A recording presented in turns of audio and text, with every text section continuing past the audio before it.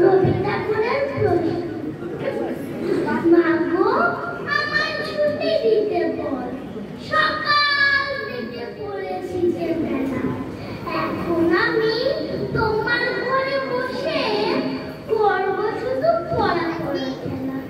তুমি বলছো দুপুর এখন সবে, না হয় দাদা সত্যি হলো তাই? একদিনও কি দুপুরবেলা হলে বিকেল হলো মনে করতে নাই?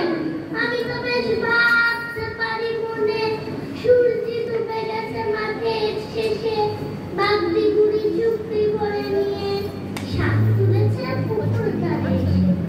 আধার হলো মাথার গাছের তলা, কালি হয়ে এলো দিঘির জল। হাটের থেকে সবাই এলো ফিরে, মাঠে থেকে এলো চাষির দল।